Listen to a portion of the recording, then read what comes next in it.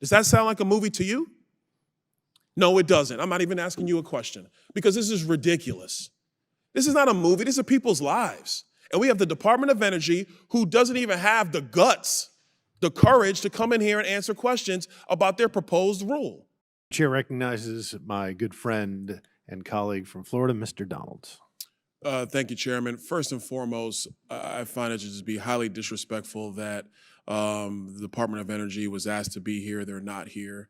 They don't want to answer questions about their own rule, which is going to impact the bottom line and the pocketbook of every American, especially those who own gas stoves currently. And, I just find that to just be ridiculous. They must be taking a cue from the president, who doesn't even want to answer questions, doesn't do press conferences, and just is nowhere to be found. I find that to just really be laughable, to be honest. Secondarily, this whole gas stoves thing makes no sense. Mr. Stein, I think you were saying in your testimony that roughly only 4% of the current product in the gas stoves market would actually even comply with the EPA's rule. So if you are a homeowner or even a renter and there are gas hookups into the kitchen, what are they supposed to do?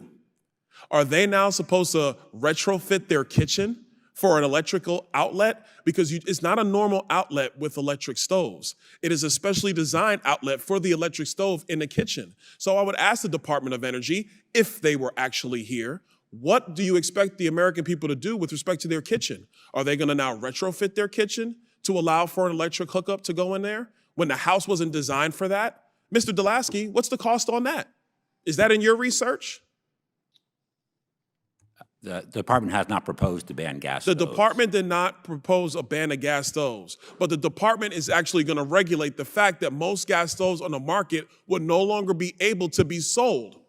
They won't be allowed to be sold, only 4%. Do you agree with that, Mr. Delaski? No, I've seen this movie before. Where No, Mr. Delaski, this is not a movie, this is reality. The claim is that— Mr. Delaski, this is reality. Because if you're going to tell, let me bring it to you this way. If you're going to tell my mom that she can't have a gas stove anymore and she can only buy an electric stove, but there's a gas hookup in the kitchen and now the kitchen has to be remodeled, and we were renters, we were not owners, which means the landlord had to go and redo that. Do you know what that's going to do to her livelihood? What happens if the landlord says, man, I got to go through these massive retrofits, I'm not paying for that? It falls on the back of the renter, which is what does happen. Does that sound like a movie to you? No, it doesn't. I'm not even asking you a question because this is ridiculous. This is not a movie. These are people's lives. And we have the Department of Energy who doesn't even have the guts, the courage to come in here and answer questions about their proposed rule.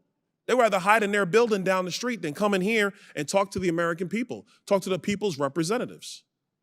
I mean, we do have to fund the Department of Energy. That's coming up in a couple of months. If you can't even come in here and answer questions, why would we fund you? And that's serious. I'm not even joking around because this thing is stupid.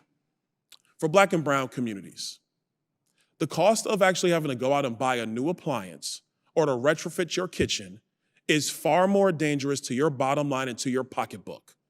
I'm being honest, far more dangerous. I noticed in the ranking member's comments, she never once mentioned what it would cost a Black and brown family. She didn't talk about that. All she's talking about is the fact that the entire Green New Deal agenda may, and I stress may, cut 1/2 of a degree in the world's climate by 2050. And I stress may, because there was a representative from the Department of Energy in the Senate a few weeks ago, and he could not even answer the question that came from Senator Kennedy. He didn't know. He had no answer. He was like you, Mr. Delaski, just going back through this is not a movie or whatever the heck you're saying over there. This stuff is dumb. Listen, what we should be doing is a couple of things. Number one, making sure that there is actually cheap and readily affordable energy for our businesses and for our people, period, full stop. Two, this notion of chasing down the Green New Deal fantasy, which, by the way, half the globe is ignoring. China is not doing this. Russia is not doing this. And the Europeans are backpedaling from this quickly because even the Europeans now understand that they can't live their Green New Deal dreams on gas that they were getting from Russia. They don't get to do that anymore. So now Europe is backpedaling. We need to get serious in the United States. And if we want to have an economy where everybody's got to be able to earn money in, and we want to have an energy grid that is sustainable, what we can't do are these crazy demands from the Department of Energy and from the EPA. Last thing I'll say is this. If we follow the president's dream and the other party's dream of electrifying every car and electrifying every stove, you know what we're gonna have? We're gonna have an electric grid with not enough energy to turn the lights on.